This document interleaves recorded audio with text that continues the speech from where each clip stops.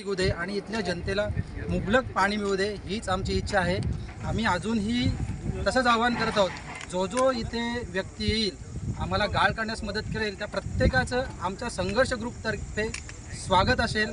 आम्ही त्यांचं स्वागत करू, कारण ते जे काम करतात ते स्वार्थासाठी करत नाही आहेत, हे आपल्या जनतेची समस्या सोडवण्यासाठी करतात। जनतेने देखील ह्या गोष्टीला हातभार लावावा आणि संघर्ष ग्रुपची हीच भूमिका राहील की जास्तीत जास्त प्रशासनावर दबाव टाकून हे काम करून घ्यायचं। परंतु प्रशासन काही दाद देत नाही। 15 दिवस अजूनपर्यंत प्रशासनाचा एकही माणूस इकडे आला नाही। परंतु आज आपल्याला छोटम सेठ यांच्या स्वरूपात नवसंजीवनी मिळाली आहे। इथे त्यांनी 4 पोकळण, 6 डंपर आणि 5 JCBने आता सुरुवात केलेली आहे आणि ही अशीच वाढत राहील।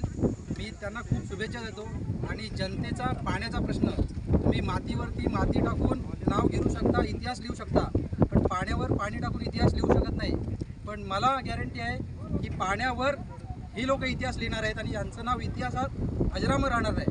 मी पूर्ण यांची जी संस्था आहे श्री साई क्रीडा मंडळ, त्या संस्थेतर्फे आज इथे काम चालवत आहे, त्या संस्थेला शुभेच्छा देतो। ॲडव्होकेट राकेश पाटील असतील आणि आमचे ग्रुपचे जे सहकारी असतील, जे इथे रोज येतात, प्रामाणिकपणे काम करतात, कोणताही स्वार्थ न ठेवता, त्या सर्वांचे मी आभार मानतो।